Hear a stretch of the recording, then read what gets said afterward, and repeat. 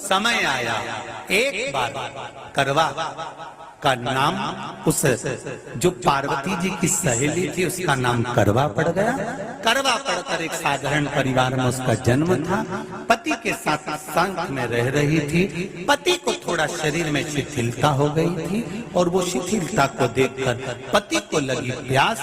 जब प्यास लगी तो पानी पीने के लिए पति सरोवर के पास गया। जरा ध्यान देना इस कथन।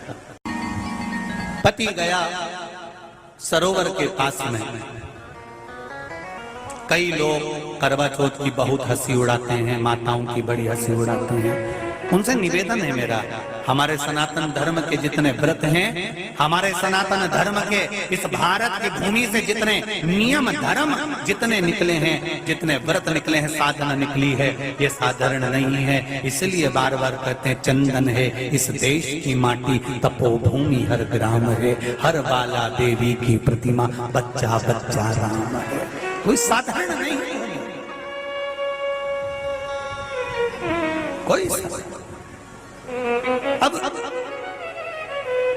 पार्वती जी की वो सहेली का नाम जन्म लेते लेते लेते लेते एक बार करवा पड़ गया। पति थोड़ा सा शिथिल था, शरीर में थोड़ा रोग हो गया था। पानी पीने के लिए सरोवर पर गया। सरोवर में जैसे पानी पीने के लिए गया, एक मगर ने उस पति का पांव पकड़ लिया। करवा पार्वती जी की सखी थी, जन्म लिया मृत्यु लोक में, नाम करवा पड़ गया।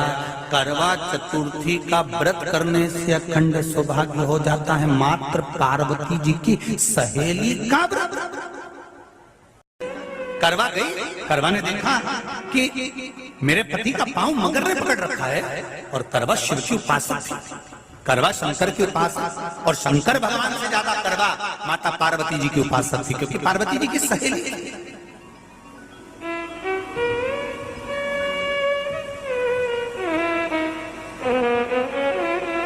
पति का पांव खींचकर मगर पानी में लेकर जा रहा था। करवा आराधना में लगी हुई थी। करवा ने मिट्टी का एक गोल भाग ही बनाया था, जिस पर पार्वती जी का जो नीचे का पीठी का होती है उस पर शिवलिंग रखा था। केवल नीचे का भाग का निर्माण ही करा था और करवा के कानों में शब्द पड़ गया। करवा के कानों में शब्द पड़ गया, पति के चीखने की आवाज आई। करवा दौड़ पड़ी। ये तो कैलेंडर में छपा हुआ करवा चौथ का फोटो आने लगा, नहीं तो पहले नियम था दीवार पर बनाई जाती थी और वहां पूजन करी जाती थी। कई माताएं जानती होगी यहाँ पर आज भी, पहले दीवार पर बनती थी, पूरा परिवार की सौभाग्यवती नारियां वहां आकर पूजन करती थी एक जगह, फिर बाद में छत पर जाकर करवे का अर्घ दिया करती थी। ये नियम था। अब तो बना बनाया कागज आ जाता, उसको चिपका दो, पूजन कर लो, वो अलग प्रमाण। पर यहाँ करवा मट्टी का भाग का लेपन कर रही थी और लेपन करते करते बस उस समय पर पति की आवाज आई, छोड़ा। करवा भागी और शिव आराधना में लगी हुई करवा, पार्वती की आराधना में लगी हुई करवा भाग कर गई। पति को देखा तो मगर खींच कर ले जा रहा था। करवा ने अपना चीर फाड़ कर मगर की पूंछ को पकड़कर खींचा। और कितना सात्विकता में बल होगा, जरा विचार करना कि मगर को खींच कर वृक्ष के नीचे ले गई और वृक्ष के नीचे नहीं जा पाई तो वहीं पर घाट के ऊपर घास लगी हुई थी। इसलिए आज भी करवा चौथ के व्रत में आपने देखा होगा कुछ सलाखें, कुछ घास आपको मिल जाती है। उससे एक घास से, मात्र एक घास, एक घास से उसने उस मगर को बांध दिया। मगर हिल नहीं पाया। यम के दूत आ गए इसके पति को मौत के ग्रास ले जाने के लिए। यम के दूत। करवा ने पूछा तुम कौन हो, कैसे आना हुआ? यमदूत कहते हैं तुम्हारे पति का आज अंतिम दिन है, अंतिम समय, अंतिम पल है, ये मरेगा। करवा कहती अगर मारना है तो इस मगर को मारो जिसने मेरे पति का पांव पकड़ रखा। प्राण छोड़ना है तो इस मगर के छोड़िए, मेरे पति के तो प्राण आप ले जा नहीं सकते। करवा हम अपने नियम को नहीं बदल सकते। तेरे पति की अंतिम सांसें हैं, वो मरेगा। मगर को अभी नहीं मरना है, मगर अभी कम से कम 9 महीना और जीवित रहेगा। इसका हमारे पास लेख है। करवा कहती है ऐसा हो नहीं सकता। यमदूत खड़े हैं, ले जाने दे नहीं रही। क्रोध आ गया करवा को, हाथ में जल उठाया। अगर एक यमदूत भी मेरे पति को उठाकर ले जाता है तो मैं शिव भक्त माता पार्वती जी की भक्त करवा आपको श्राप दे दूंगी। सब दौड़ पड़े, यमराज के पास चले गए। यमराज ने पूछा तुम दौड़ कर आए हो, क्या हुआ? यमराज पूछते हैं, दूत कहते हैं वो करवा अपने पति को नहीं लाने दे रही। यमराज वहां कर खड़ा हो जाता है। करवा को समझाया, करवा तेरे पति के प्राण जा चुके हैं, तेरा पति अब मरने वाला है, अंतिम क्षण इसको ले जाने दे, इसका आज आखिरी दिन है। मगर को ले जा पर मेरे पति को नहीं। मान नहीं पाया। यमराज जब क्रोध पर अड़ गया तब करवा को क्रोध आया और क्रोध में आकर जल लेकर करवा ने श्राप देना चाहा यमराज को। यमराज चरणों में पड़ गया, रेन दे करवा, मैं तुझे वर देता हूँ। आज चतुर्थी का दिन है, तेरे पति को मैं जीवन दान देता हूँ। आज के दिन जो तेरे नाम से व्रत धारण करेगा उसका खंड सौभाग्य स्वयं यमराज करेगा। स्वयं ये वो करवा चौथ का व्रत है। इसलिए करवा चौथ के उद्यापन में लिखा है,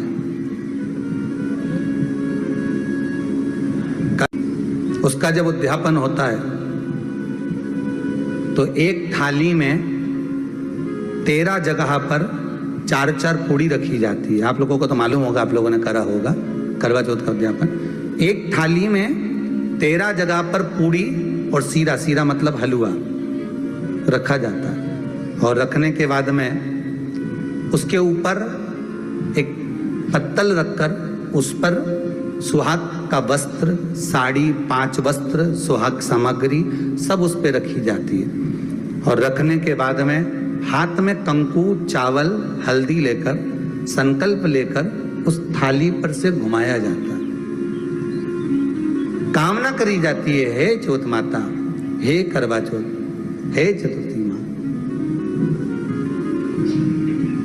मेरे जीवन में मैंने आपका व्रत करा है, मेरे इस व्रत को स्वीकार करना, मेरा सौभाग्य का, मेरा मांग का सिंदूर, मेरी भाल की बिंदी, मेरे हाथ का चूड़ा, मेरी पाँव की बिछोड़ी, इसको अमर करना मां।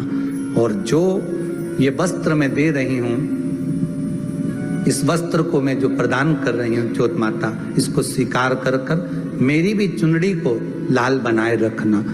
तब उस साड़ी को, उस वस्तु को, उस सामग्री को उठाकर घर की वृद्ध सास को, जो घर में सासू होती है, उसको दिया जाता है। सास नहीं हो तो किसी सौभाग्यवती नारी को दिया जाता है।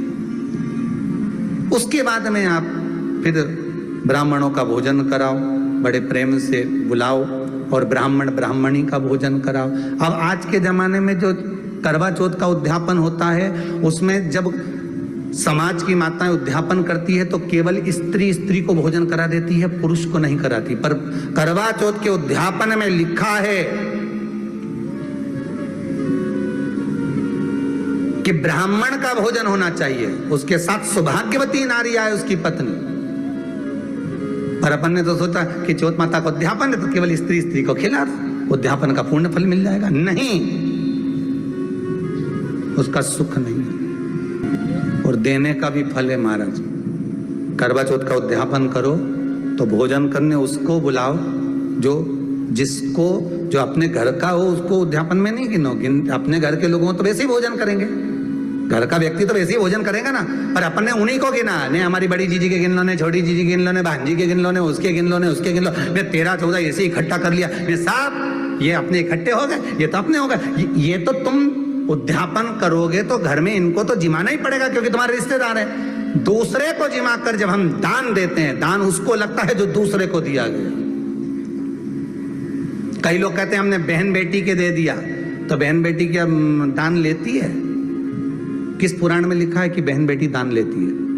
हमको वो भी बताना कि बहन बेटी दान लेती है, क्योंकि बेटी तो खुद कन्यादान में जाती है। बेटी का कन्यादान होता है, वस्तु का दान नहीं। बेटी खुद दान में दी जा रही है, कन्यादान में। बेटी कभी दान नहीं लेती महाराज, बहन बेटियां कभी दान नहीं लेंगी। और बहन बेटियों को कह भी देना चाहिए, अगर भाभियों बोले कि हमने जीजी को दान, है दान मान नहीं ले रहा है, देना हो तो ठाट से हमारा हक दे रही हो। हम साल भर में आते हैं तो राखी पे साड़ी दे रही हो, ये हमारा हक है, क्योंकि हमारे मकान में रह रही हो, हक दे रही हो, दान नहीं। दान देना है तो पंडित जी के दो, दान देना है तो ब्राह्मण को दो, गौ माता को दो। हम दान नहीं ले रहे, हम अपना हक मांग रहे हैं।